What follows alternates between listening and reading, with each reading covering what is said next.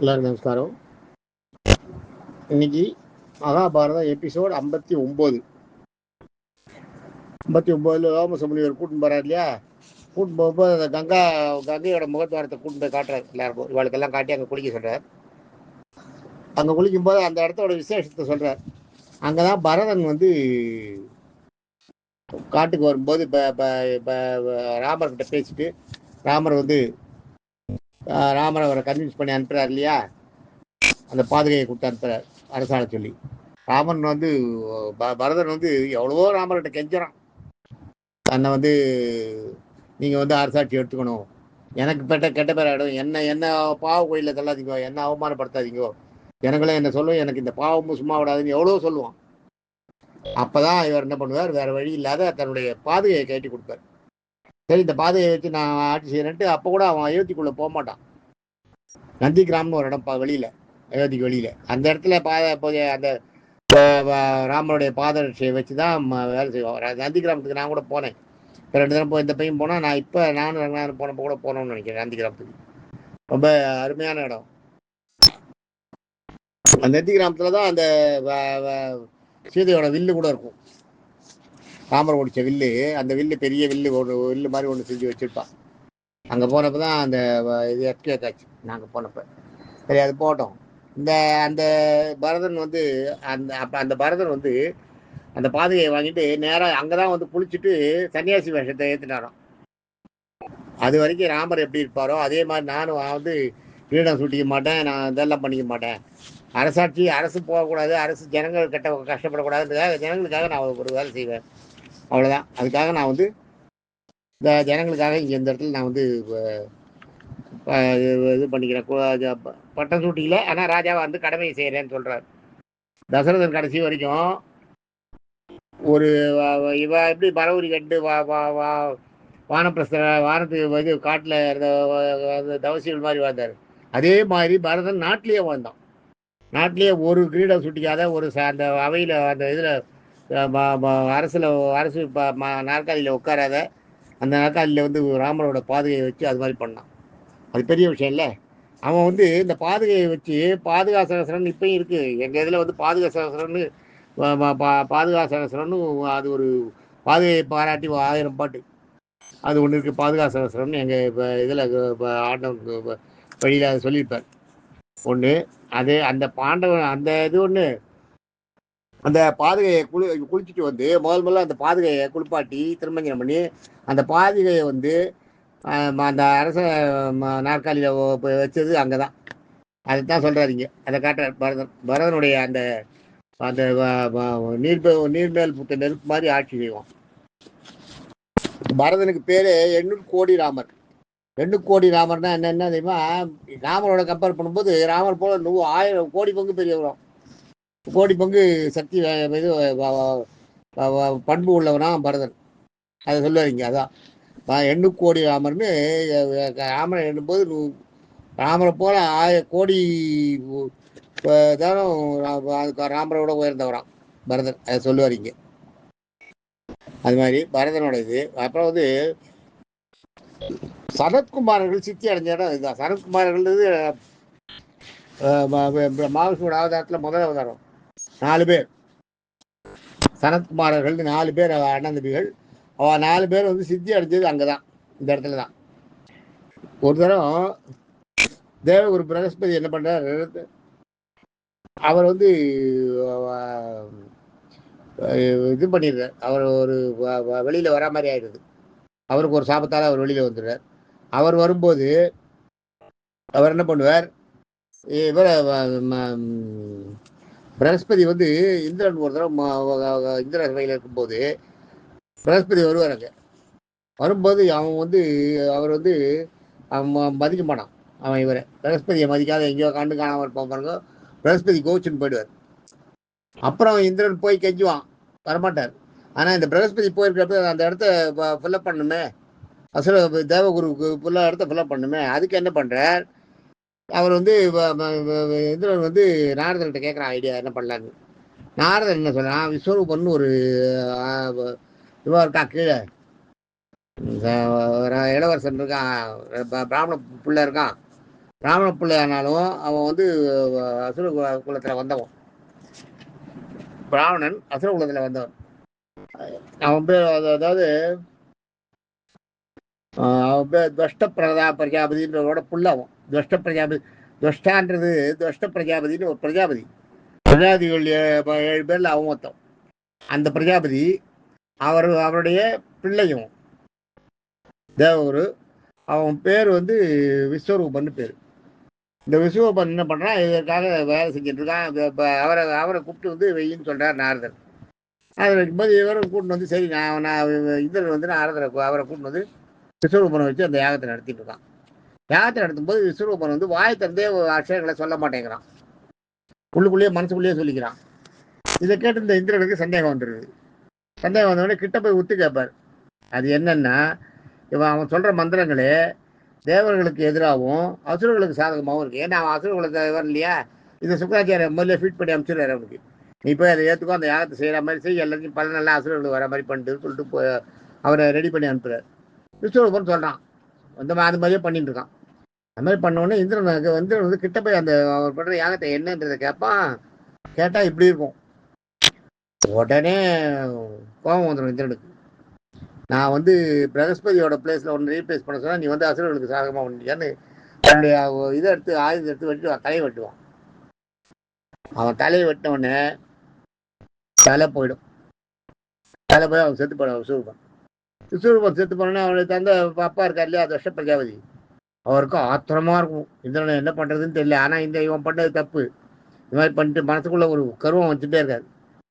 அதனால அந்த துவஷ்ட பிரஜாபதி வந்து மனசுக்குள்ள ஒரு வஞ்சம் வச்சுட்டு இந்த இந்திரனை அழிக்கிறதுக்கு எனக்கு ஒரு இவனை உருவாக்கணும், நீ எனக்கு ஒரு எனக்கு இந்திரனை அழிக்கிற மாதிரி ஒரு பிள்ளை வேணும் அப்படின்னு விருத்தாசுரன் வந்து யாகம் பண்ணுவான். இவர் இந்த துவஷ்ட பிரஜாபதி யாகம் பண்ணுவார். யாகம் பண்ணுவோன்னா அதில் ஒருத்தன் ஒரு பூதானுபாவமாக அஜானுபாவா பூதம் மாதிரி ஒரு பெரிய பூதம் மாதிரி ஒருத்தன் வருவான். அவன் பேரும் விஸ்வரூபன் தான். ஆனால் அவனை நம்மளுக்கெல்லாம் தெரியணும், அந்த ஒரு விஸ்வரூபன் முதல்ல இருக்கான் இல்லையா, அதனால அதுவும் எதுவும் கன்ஃபியூஸ் ஆகிடக்கூடாதுன்றதுக்காக அவனுக்கு பேர் விருத்தாசுரன் பேர் வைக்கிறான். அவன் அசுர குலத்தை சேர்ந்தான். விருத்தாசுரன் பேர் வச்சு அனுப்புகிறான். அவன் வெளியில் வரான். அவன் வெளியில் வரும்போது இந்த படைகளெல்லாம் ரொம்ப சர்வசாதாரணமாக போட்டு முழுங்குறான். எல்லாரையும் ஒரு மாதிரி ரொம்ப சர்வசாதாரணமாக அவளை காலி பண்ணுறான். அவன் எல்லாரையும் அடித்து போட்டு கடைசியில் இந்திரனை என்ன பண்ணுவான், பிடிச்சி வாயில் போட்டு முழுங்கிடும். முழுங்கிட்ட உடனே என்ன பண்ணுறதுன்னு தெரியல. இந்திரனுக்கு உள்ளே இருப்பான், வயிற்றுக்குள்ளே இருப்பான். வயிற்றுக்குள்ளே இருக்கும்போது என்ன பண்ணுறதுன்னு தெரியல. இதை என்ன பண்ணுவா, தேவர்கள்லாம் ஒன்று சேர்ந்து ஆஹா இந்திரன் போயிட்டாரு, இந்திரன் வேணும் நம்ம கிட்ட. உடனே என்ன பண்ணுவா, இந்திரன்கிட்ட வந்து நாங்கள் இவனை மயங்கிற மாதிரி பண்ணுறோம், இவனுக்கு தூக்கம் வர மாதிரி பண்ணுறோம், அந்த நேரத்தில் நீ வந்து அவனோட கொட்டாவில் நீ வெளியில் வந்துவிட்டு அது மாதிரி அதே மாதிரி பண்ணுறான். அதே மாதிரி தேவர்கள் வந்து ஒரு அவன் மயங்கிற மாதிரி பண்ணுறான் அவனோட இதனால. அதில் அவன் வந்து ரொம்ப தூக்கம் வந்து கண்ணு சொருகி ஜும்பி கைதிரின்னு பேர் அதுக்கு பேர் ஜும்பி காஸ்தரிம்னு பேர். ஜும்பிகாஸ்திரம்னு பேர். ஜும்பிகாஸ்திரத்தை விடுவார். விட்ட உடனே அந்த அஸ்திரத்தை விட்ட உடனே இவன் வந்து ஒன்றுமே புரியல, எல்லாரும் மயக்காட்சி விழுந்துடுறா. இவன் விருத்தாசுரனுக்கு கிருங்கிற தலை ரொம்ப ஹார்டு கொட்டாய் விடுவான். வாயை தந்து விடும்போது கரெக்டாக இந்திரன் சின்ன உருவத்துன்னு இருப்பார் பாருங்க, அந்த நேரம் பார்த்து வெளியில் வந்துடுவான். வெளியில் வந்துட்டு ஓடியே போயிடுவான். ஓடியே போய் ஒழிஞ்சுட்டுருவான். இவன் வந்து இந்திரன் வயிற்றுக்குள்ள இருக்கான்னு நினச்சிட்டு இவன் பாட்டுக்கு அந்த விருத்தாசுரன் எல்லாரையும் அழிக்க வச்சுட்டு இவன் பாட்டுக்கு இருப்பான். இந்த விருத்தாசுரனோட அட்டகாசம் தாழ முடியாது. எல்லாரும் தேவர்களையும் அசுரர்களையும் கொண்டுட்டு இந்திரனோட பதவியில் உட்காந்துட்டு ரொம்ப அக்கிரமம் பண்ணுவான். எல்லாரும் போய் தேவர்கள்லாம் போய் மகாவிஷ்ணுவிடம் முறையிடுவா, இந்த இவன் வந்து இப்படி ஒரு இது பண்ணுறானே, இவனை என்ன பண்ணுறது, இவனை எப்படி அழிக்கிறது அப்படின்னு. இந்திரனும் கூட போவான். இந்திரன் கூட போகும்போது அப்போ சொல்லுவார் மகாவிஷ்ணு சொல்லுவார், நீங்கள் என்ன பண்ணுங்க, கீழே பூலோகத்தில் தசீரின்னு ஒரு மகிழ்ச்சி இருக்கார். தசீரி முனிவர் வந்து அந்த முதல்ல மகாவிஷ்ணு படித்த முனிவர்கள் அவர் ஒருத்தர். அதில் தசீரின்னு ஒரு முனிவர். நீங்கள் போய் அந்த முனிவர்கிட்ட சொல்லுங்க, இதை விஷயத்தை சொல்லி அவர்கிட்ட வந்து அவரோட எலும்பை வந்து வாங்குவோம். வாங்கி அந்த எலும்பை வச்சாலும் அவனை கொல்ல முடியல, அவனை கொல்ல முடியாது. ஏன்னா விருத்ராசுரன் வந்து எந்த ஈரமாக இருக்கிற பொருளாலையும் நான் சாகக்கூடாது, எந்த ஆயுதங்களாலையும் சாகக்கூடாது.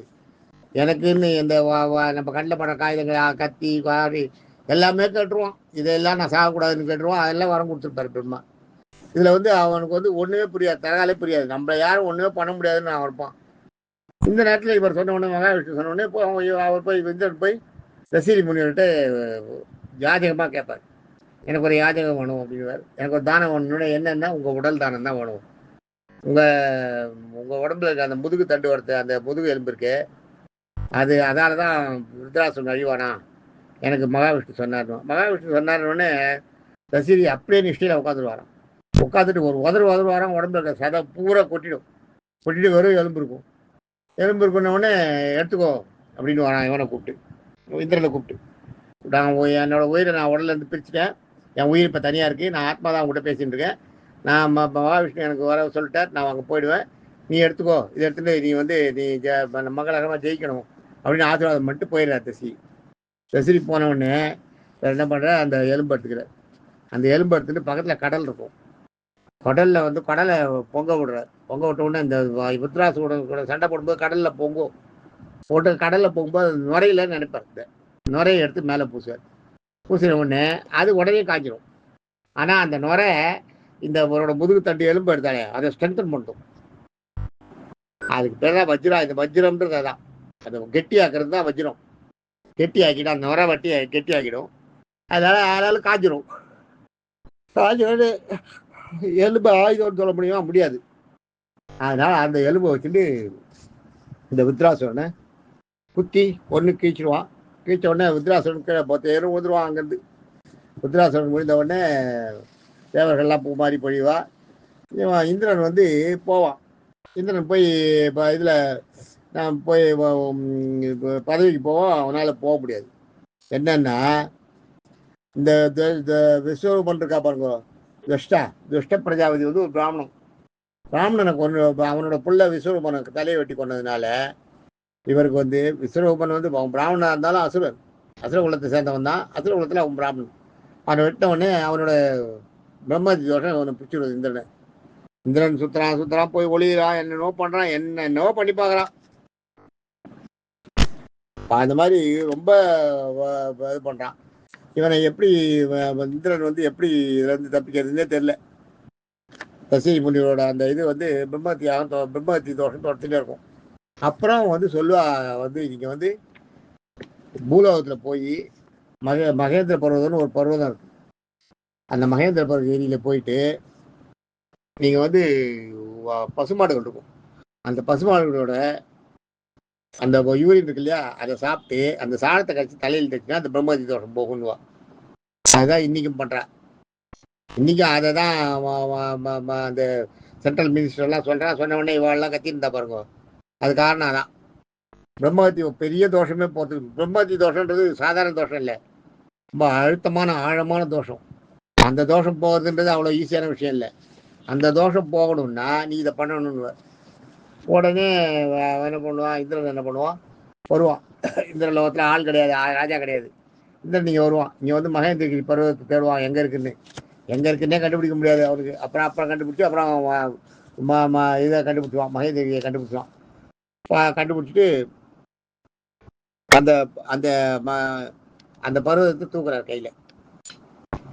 தூக்கி அது அந்த அந்த அதான் கிருஷ்ணன் வந்து கையில் தூக்கிறார் இல்லையா, ஆட்காட்டி வரல வச்சுட்டு அந்த மலையை தூங்கினார் இல்லையா, அந்த மந்திர பேர் தான் மகேந்திரகிரி. அந்த மலையை கீழே வச்சுட்டு அந்த மலை மேலே இருக்க அந்த மாடுகள் இருக்கு இல்லையா, அந்த மாடுகளை தேடுவார். அது காட்டு மாடுகள் கிட்ட நெருங்கவே விடாது. இந்திரன் இல்லை, யாராலும் அந்த மாடுகள் கிட்ட போக முடியாது, அவ்வளவு சக்தி வாய்ந்தது. உடனே மறுபடியும் வந்துட்டு இந்திரன் வந்து என்ன பண்ணுறான், கிருஷ்ணன்கிட்ட மகாவிஷ்ணு கிட்ட கேட்கிறான், எனக்கு மாடு இந்த கோவர்தனகிரியிலேருந்து எனக்கு மகேந்திரகிரியில் கோவர்தனகிரி அது பேர், கோவர்தனகிரியிலேருந்து எனக்கு இது வேணும், சாணியும் முதலமும் வேணும், அதை நான் பண்ணாதான் எனக்கு இந்த பிரம்மஹத்தி தோஷம் போகும் அப்படின்வார். உடனே மகாவிஷ்ணு என்ன பண்ணுவார், அவர் வந்து அவர் வந்து ஒரு பசுமாடாக மாறி அந்த இதுக்கு வந்துடுவார், அந்த மகேந்திரகிரி மலைக்கு வந்துடுவார். வந்து மற்ற மாடுகளை எல்லாம் கூப்பிட்டு அதுகளுக்கு சொல்லி விஷயத்தை சொல்லி, அதுக்கப்புறம் அவன் வந்து இந்திரன் வந்து ஒரு மாட்டை பிடிச்சி அதனோட யூரின் எடுத்து கொஞ்சம் சாப்பிட்ருவான். கொஞ்சம் சாணியை கட்டி தலையில் வச்சுக்குவான். பிரம்மகத்தி தோஷம் போயிடும். பிரம்மகத்தி தோஷம் போயிட்ட உடனே அவன் போயிடுவான். இதை சொல்கிறார். இதை இந்த கதையை லோமச முனிவர் அவளுக்கு சொல்கிறார். இவருக்கு நம்ம தர்மருக்கு இது மாதிரி ஒருத்தர் வந்திருக்கான். அந்த விருத்தாசுரன்றதை அவன் உருவானான். அவனை எப்படி கொல்லணும்னே தெரியல. இந்திரனே திண்டாடினான். கடந்து தேடின்னு போனான். போய் ஒளிஞ்சிட்டான். ஆனால் அதுக்கும் வழி கிடச்சிது. அதனால் நீ ரொம்ப கஷ்டப்படாத, மனசு கஷ்டம்லாம் படாத, இதுக்கெல்லாம் வழி உண்டு, நிச்சயம் வழி பிறக்கும், கவலையே படாத, எல்லாம் நல்லபடியாக நடக்கும் அப்படின்னு சொல்லுவார் இவர்கிட்ட சொன்ன உடனே இவர் அப்பையும் தயங்குவார். தர்மர் தயங்கும் போது தர்மர்கிட்ட இந்த மாதிரி பெண்ணு பாஞ்சாலியோட சபதம் இருக்குது, அதை நான் நிறைவேற்றணுமே, இது மாதிரி இருக்கேன்னுவார். அப்போ அவர் என்ன சொல்லுவார், இன்னும் ஒரு பெண்ணால் ஒரு பெண்ணு நினச்சா ஒரு காரியத்தை சாதிக்கிறதுன்ற அவளால் முடியாததே கிடையாது. ஒரு பெண்ணு நினச்சா அந்த காரியத்தை சாதிச்சிருவாள். எப்படி சாதிப்பா அவளால் முடியும். இப்போ அவள் தெரிஞ்சுதான் பாஞ்சாலி சபதம் எடுத்திருக்கா. ஆக மாறு உக்கிரியே போகிறது உறுதி. ஒரு இதோட தெரியும். பல நேரங்களில் அது நடந்திருக்கு. இதுக்கு ஒரு கதையை சொல்கிறேன் பாருன்ட்டு அந்த லோமச முனிவர் சொல்லுவார். சுந்தன் உபசுந்தன் 2 பேர். 2 பேர் அண்ணா தம்பி. இவா கடுமையான தவம் இருக்கா. தவம் 10-12 வருஷம் தவம் இருக்கா. காட்டில் ஒத்த காலில் நிற்கிறா. அப்புறம் கடைசியில் ஒரு விரலில் நின்று கையை 2 கையை மேலே தூக்கி நின்று அந்த பகீரதன் எடுத்தானே அந்த மாதிரி தவத்தை செய்கிறார் 2 பேரும். செஞ்ச உடனே பிரம்மா அங்கே வர வந்த உடனே பிரம்மா என்ன வேணும் உங்களுக்கு வரன்னு கேட்டவுடனே எங்களுக்கு சாகாத வரம் வேணும்னுவார். சாகாத வரம் கொடுக்கவே முடியாது, என்னாலே இல்லை, யாராலையுமே கொடுக்க முடியாது. அந்த மாதிரி ஒரு வரமே கிடையாது. பிறவின்னு ஜனிச்சுட்டா செத்து தான் ஆகணும். எப்பயுமே பிறவின்னு எடுத்தா புனரபி ஜனனம் புனரபி மரணம். பிறவின்னு எடுத்துட்டா செத்து தான் ஆகணும். சாகு உண்டு, அது என்னைக்குன்னு தான் நமக்கு தெரியாது. அதனால முடியாதுன்னுவார். முடியாதுன்னு உடனே என்ன பண்ணுவார், அப்படியா சரி அப்படின்னா ஒன்று பண்ணுங்க, எங்களுக்குள்ள சண்டை நாங்கள் 2 பேரும் அண்ணா தம்பி, எங்கள் 2 பேரால் தான் எங்களுக்கு சாவு வரணும், எங்கள் 2 பேரால் தான் எங்களுக்கு சாவு வரணும் ஒழிய வேறு யாரும் எங்களை கொல்ல முடியாது. அது மாதிரி ஒரு இது கொடுங்கன்னுவார். கொடுத்த உடனே வரத்தை கொடுத்துருவார். பிரம்மா அதே மாதிரி நீங்கள் 2 பேருக்குள்ள நீங்கள் தான் நீங்கள் சத்தா சாகணும், வேறு யாரும் இல்லைன்னு போயிடுவான். இவன் 2 பேரும் அண்ணன் தம்பி போன ரொம்ப எதுக்கு விட்டு கொடுக்கறதுக்கு தயாராகிடுவான். ஏன்னா இவாளால் தான் இவாளுக்கு சாகுறது தெரிஞ்சு போகுது இல்லையா. அதனால சண்டை வராத எவ்வளவோ நேக்காக தள்ளுவா, காலத்து தள்ளுவான். இவா 2 பேரும் ஒன்றா சேர்ந்த உடனே எல்லாத்தையும் ஜெயிச்சிடுவான். இந்திரலோகம் பாதாள லோகம் எல்லா லோகத்தையும் ஜெயிச்சுட்டு போட்டு அசுர கொளுத்தவான். ஓட்டு ஆட்டி படைப்பான். பிரம்மா எல்லாருமே அவஸ்தப்படுவா, என்ன பண்ணுறதுன்னு தெரியல. அப்புறம் தேவர்கள்லாம் போய் எல்லாரும் போய் பிரம்மா கிட்ட முறையிடுவா. பிரம்மா கிட்ட முறையிட்ட உடனே பிரம்மா என்ன சொல்லுவார், பிரம்மாவாலேயும் முடியல, வரத்தை கொடுத்துட்டாரே ஒழிய அவன் அதை அந்த வரத்தோட வேகம் என்னன்றது அப்புறம் தான் அவருக்கு தெரியுது. திண்டாடும் போது என்ன பண்ணுறான், கடைசியில் அந்த எல்லாம் சேர்ந்து மகாவிஷ்ணு கிட்ட போகலாம். மகாவிஷ்ணு ஐடியா கேட்பான். மகாவிஷ்ணு என்ன சொல்லுவார், சரி இந்த மாதிரி 2 பேர் வாழால தான் சாவான்னா அவன் 2 பேருக்கும் ஒரு பொது எதிரியை உண்டு பண்ணணும். நம்ம அப்போ தான் அவள் அடிச்சுட்டு சாவா. ஒன்று அவளுக்கு எதிரியாக இருக்கணும், இல்லாட்டா அவளுக்கு 2 பேருக்கும் பொது நண்பன் ஆகணும், ஒருத்தருக்குள்ள ஒருத்தர் மூட்டி விட்டு கொள்ளணும், இல்லைன்னா 2 பேரும் மயங்கரா மாதிரி இருக்கணும். 2 பேரும் மயங்கரா மாதிரி இருந்தால் ஒரு ஸ்திரீ தான், பெண்ணு அதில் மாட்டிக்கிடுவான். அதனால நான் என்ன பண்ணுறேன், பிரம்மாவை விட்டு ஒரு பெண்ணை படைக்க சொல்லு, ஒரு பெண்ணை படைச்சு அந்த பொண்ணை அனுப்ப சொல்லு. அந்த பொண்ணை அனுப்பிச்ச உடனே அந்த பொண்ணு போனால்னா அந்த பொண்ணு போய் எங்கே டான்ஸ் ஆடினா இவன் 2 பேரும் அவள் 2 பேரும் மயக்கி அவள் 2 பேரும் ஒருத்தர் சண்டை போட்டு விட்டு அடிச்சு சொல்ல வைக்கிறதுக்கு பழி பண்ணலான்னு பண்ணுறாரு. பண்ண உடனே பிரம்மா என்ன பண்ணுறார், தன்னுடைய தொடையை தட்டி தொடையிலேருந்து திலோத்தமையை உருவாக்குறார். திலோத்தமைனா அழகுன்னா அப்படி ஒரு அழகு, அபூர்வ வசீகரிக்கிற அழகுன்னு வசீகரிக்கிற அழகுன்னு அதாவது பார்த்தா சேவிக்கிற அழகு வேற, கூப்பிடுற அழகு வேறன்னு பாருங்க. இது இந்த வசீகரிக்கிற அழகு, கூப்பிடுற அழகு, அந்த மாதிரி ஒரு அழகு அவளுக்கு. அவளை பார்த்த உடனே எந்த ஆம்பளையும் கண்ணை எடுக்கவே மாட்டான், அந்த மாதிரி ஒரு அழகு. அவள் என்ன பண்ணுறா, பாதி உடல் ஆடையை மூண்ட மாதிரி போட்டுட்டு அரைக்குறையாக ஆடையை போட்டுட்டு மெதுவாக அந்த அவங்களுக்கு முன்னாடி போகிறான். இந்த சுந்தன் உபசுந்தனுக்கு முன்னாடி போகிறான். போன உடனே 2 பேரும் அப்படியே ஆண்டு வாயப்படுறதுன்னு பின்னாடியே வராங்க. வரும்போது என்ன பண்ணுவா, 2 பேரும் வருவா. 2 பேரும் நாங்கள் உன்னை கல்யாணம் பண்ணிக்கணும், நீ எங்கள் கூட வான்னுவா, கூப்பிடுவா.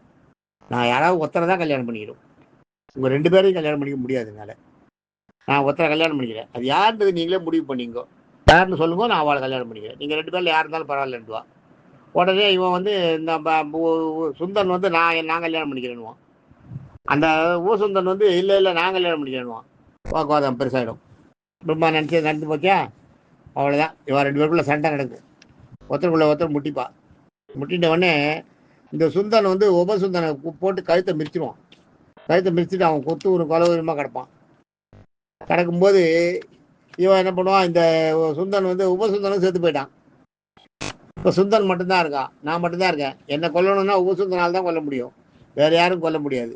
இனிமேல் நான் தான், என்னை யாரும் ஒன்றும் முடியாது. உபசுந்தனை நம்ம அடித்து போட்டோம், அவன் செத்து போயிட்டான்.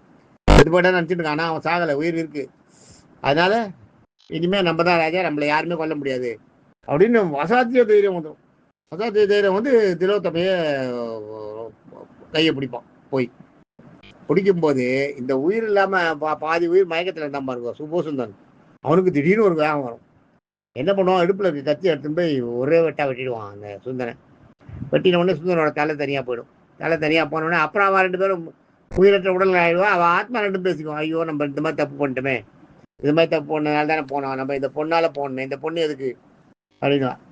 இப்படி இவருக்கு பார்த்தோடனே இவர் இது மாதிரி தான் படிச்சுட்டு இவர் திலோத்தமையை படிச்சிடுறார்.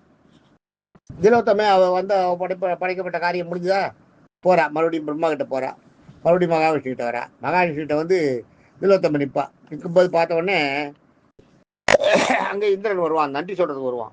நன்றி சொல்கிறதுக்கு வந்த இந்திரனுக்கு இந்த திலோத்தமையை பார்த்த உடனே இந்திரனுக்கு மட்டும் அந்த பெண்களை கண்டா அப்படியே ஒரு உடனே அவங்கக்கிட்ட மயங்கிடுவான். அவங்கள எப்படியாவது அடையணும்னு பார்ப்பான்.